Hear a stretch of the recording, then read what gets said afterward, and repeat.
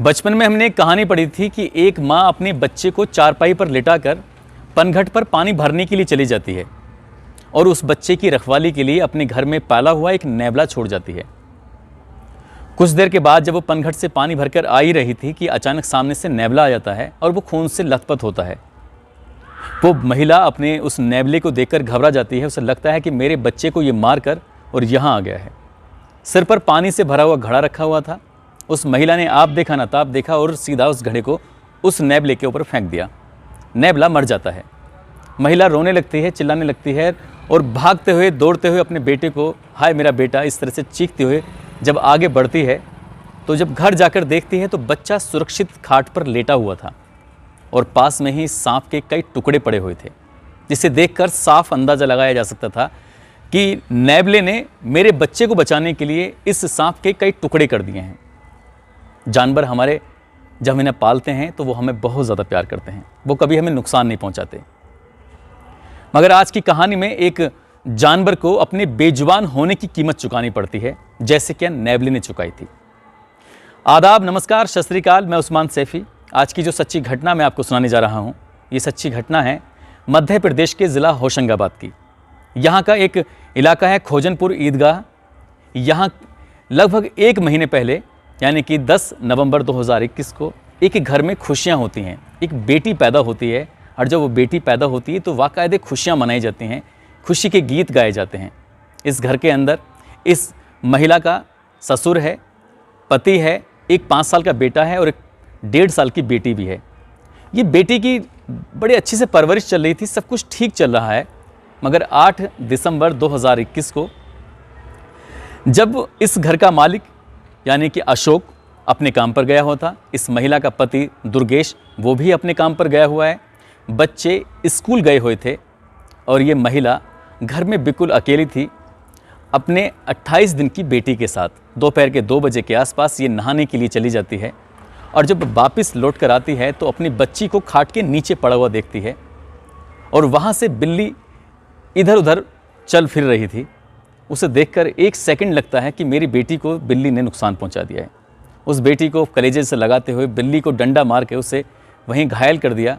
वो जिंदी है या मरी उसका पता नहीं, लेकिन वो महिला अपनी बेटी को लेकर दौड़ते हुए सरकारी अस्पताल पहुंच जाती है और रोते हुए चिल्लाते हुए जब वहाँ पर पैदल पैदल भागते जाती है तो डॉक्टर से जाकर कहती है, डॉक्टर साहब मेरी बेटी को बचा लीजिए।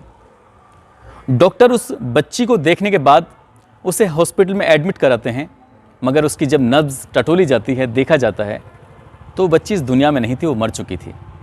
ये देखकर डॉक्टर ने बड़े ही शांत भाव से, बड़ी आराम से, नम आँखों से उस माँ से कहा कि हम आपकी बच्ची को बचा नहीं सके, दरअसल वो मर चुकी है। इतना कहना था कि वो महिला फूट फूट कर रोने लगी अपनी बच्ची के लिए। उसने अपने पति को भी, अपने ससुर को भी वहीं बुला लिया। कुछ देर बाद वो 5 साल का बेटा भी और 1.5 साल की बेटी भी आ जाती है और यहाँ अब हॉस्पिटल के अंदर एक तरह से मातम जैसा माहौल था। सब लोग रो रहे हैं अपनी उस प्यारी सी बच्ची को याद कर कर। वो 1.5 साल की बेटी अपनी बहन को याद करके रो रही थी। 5 साल का बच्चा भी, बेटा, अपनी बहन को याद करके रो रहा था। वो भी कह रहा था कि माँ अभी तक तो सब कुछ ठीक था, ये कैसे हो गया। तो बिल्ली वाली कहानी बताती है, वो कहती है कि बिल्ली ने इसको पंजा मारकर खाट से नीचे गिरा दिया और ये घायल हो गई थी। वो रो रही है और अपनी बेटी की दास्तां बता रही है। कुछ ही देर के बाद यहाँ पर इस हॉस्पिटल के अंदर जो इस इलाके की SDOP मंजू चौहान हैं वो पहुँच जाती हैं। उनको किसी और ने नहीं बुलाया था, उनको डॉक्टर साहब ने बुलाया था। इस बीच में जब ये सब कुछ चल रहा है, उस बच्ची का शॉर्ट पोस्टमार्टम भी हो जाता है और पोस्टमार्टम से कुछ चौंकाने वाले खुलासे होते हैं। जब मंजू चौहान अपने फोर्स के साथ यहाँ पहुँचती हैं हॉस्पिटल के अंदर, तो वो सीधे ही उस महिला के पास जाती हैं और कहती हैं कि क्यों शोर मचा रही हो, क्यों रो रही हो, क्या हुआ है। तो कहती है, साहब मेरी बच्ची ख़त्म हो गई, मैं इसलिए रो रही हूँ। वही कहानी जो अब तक उसने डॉक्टर को बताई थी, वही कहानी जो उसने अपने बच्चों को बताई थी, वो कहानी को लगातार वो बताए चली जा रही है। इसके बाद इस महिला को सीधे थाने लाया जाता है और इस महिला से पूछा जाता है कि आखिरकार तुम्हारी बच्ची के साथ हुआ क्या है, जो भी है सच सच बता दो, वरना हम अपने तरीके से आपसे पूछ लेंगे। वो महिला फिर वही कहानी बताती है। महिला अब यहाँ पुलिस की जो अधिकारी हैं मंजू चौहान, वो कहती है कहानी तो मैंने कई बार सुन ली है, जो असली कहानी है, असली बात है वो बता दो, नहीं तो अंजाम अच्छा नहीं होगा। जब बार बार उसको डराया जाता है, धमकाया जाता है और उससे सख्ती से पूछा जाता है, तब वो चौंकाने वाला खुलासा करती है।